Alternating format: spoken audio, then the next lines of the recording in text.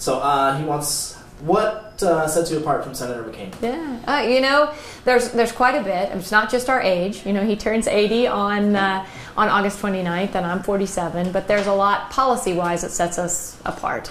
You know, Senator McCain's voted for tax hikes, bailouts, spending, amnesty, liberal judges.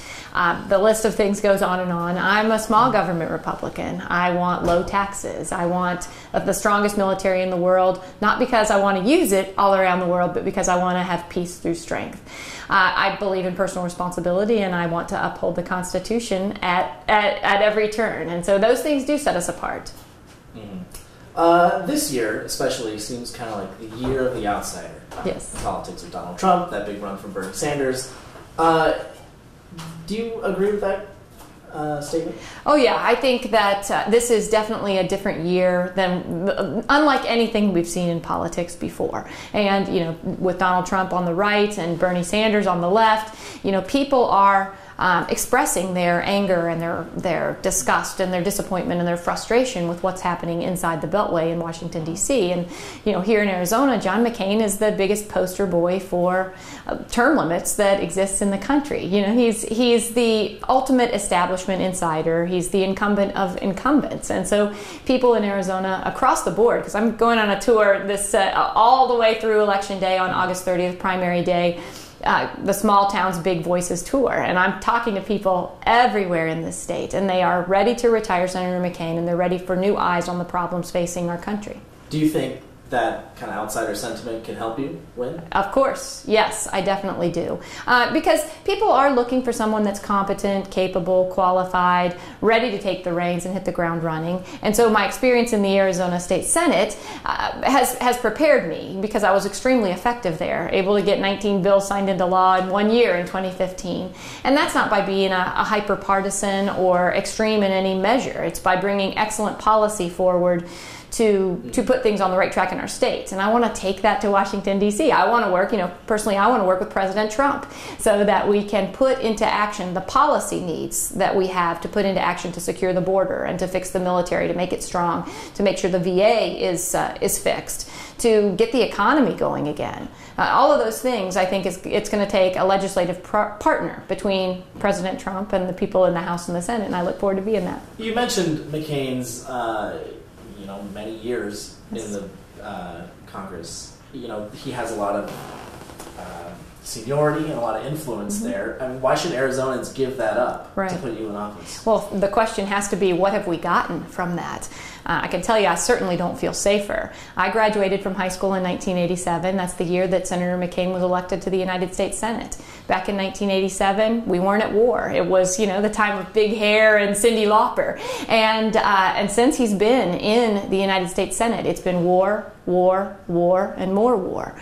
And I certainly don't feel safer. Last week, Senator McCain said the world is on fire. I charge that he and Hillary Clinton lit the match with their invade the world, invite the world foreign policy. That simply hasn't worked. We've created a huge mess in the Middle East. We've created a vacuum there that's allowed radical elements to take power. And then our open borders here at home have allowed those radical elements to come right into the United States and put our citizens and our land at risk. We see a pile of bodies from Benghazi to Orlando, and that's because of the policies of John McCain and Hillary Clinton. Would you have not voted to go to war in Iraq or Afghanistan? You know, I think that it's something that would have to be considered. I think that that is one of the few things that we've done that's been constitutional, because Congress did approve that. Now, since that time, with Libya, Egypt, Syria, those haven't been approved by Congress, but we're still there. We're still putting our men and women at risk, and we're doing it with a president who has no clear plan to win. I'll tell you that as a military wife of a guy who served for the last 32 years, is still serving, who's been in Iraq, who's been rocketed over in the Middle East. I support war only as a last resort, only when it's declared by Congress, and only when we have a clear plan to win. The endless occupation and the expensive nation building isn't working. We've got to have new eyes in Washington, D.C. if we truly want to be safe. And just like Benjamin Franklin said, we can't give up our liberty in exchange for perceived security, because when we do, we deserve neither. I don't want to see that happen. I want to see us uphold our Constitution. I want to see us fight fiercely to win and to make America great again. McCain says his track record is reason enough for people to vote for him. Why do you think it's not? Which track record is he talking about? Is he talking about the Gang of Eight amnesty bill? Is he talking about bringing Obamacare to the floor in the United States Senate? Is he talking about voting against the Bush tax cuts? Is he talking about the liberal judges, including Justice Ginsburg? Is he talking about that track record? Because it certainly isn't the track record that Republicans in Arizona are looking to. He's been unsuccessful in fixing the VA. He certainly hasn't secured the border, but he has delivered drafting our daughters to the radical feminists and to the extremely left-leaning liberals that want to socially engineer our military. So I think if he really wanted to point out his track record, he would stand up and have a debate with me. We've challenged him again and again and again. We were supposed to have one in Cottonwood, Arizona, and he didn't show up. And that's because he cannot stand on his very own record. He cannot stand on his track record. So instead, he and his super PACs are spending millions of dollars to attack me, to attack my integrity, to attack my character, to attack my honesty, to attack my record, my extremely conservative record that I have in the Arizona State Senate. And I think people are seeing through it this time, and that's why we're going to have a new senator. We're going to have a new Republican nominee on August 30th, and then we're going to have a new Republican senator. The first female senator that Arizona's ever had will be Dr. Kelli Ward. Republicans have been challenging Trump for years now. Why do you think you're going to be the one that beats him? Do you mean McCain? McCain, yeah, sorry, not Trump, sorry. McCain, you know, he has not really faced many serious challenges in his entire political career.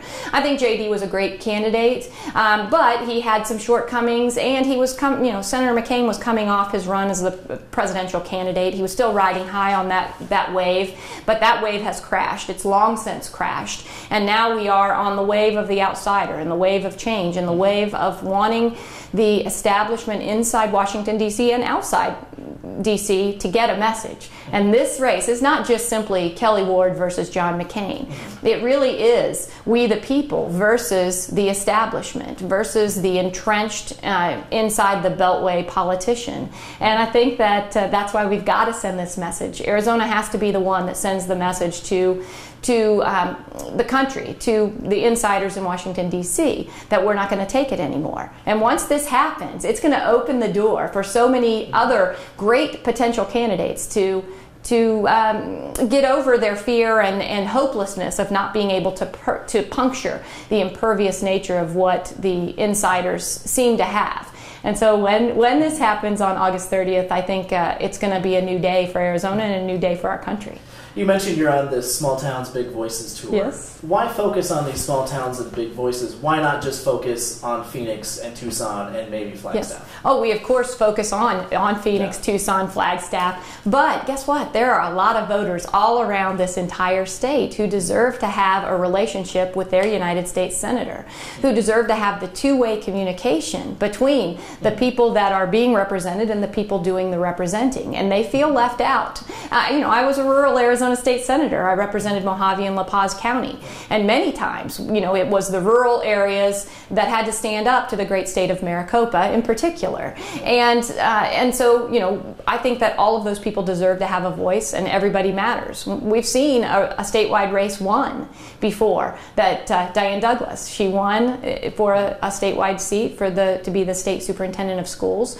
And she didn't win Maricopa County, and she didn't win Pima County. However, she won the other counties. And she was competitive enough in Maricopa and Pima to be able to do the job and get into office. I think we're going to see a resounding win come August 30th all across the board. Not, of course Maricopa and Pima are very important, but those other counties are too. How do you wedge those staunch McCain voters in Paradise Valley and Scottsdale and Fountain Hills and the East Valley of Phoenix? I haven't seen them. How do you wedge them I haven't seen away them. from McCain?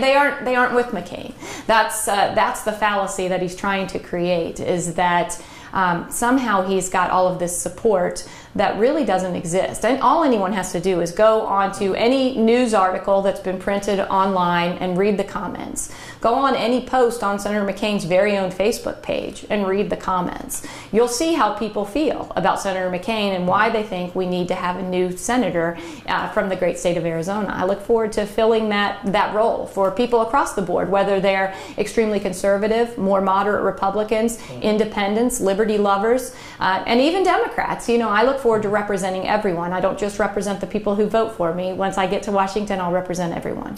You mentioned you're looking forward to working with a possible President Trump. Yes. He has mentioned questioned the country's relationship with NATO and whether allies in NATO are pulling their weight. Right. Do you agree with that? I mean, I think it's something that we have to look at. I think that everybody who's trying to fight this global war on terrorism has to be able to pull their weight.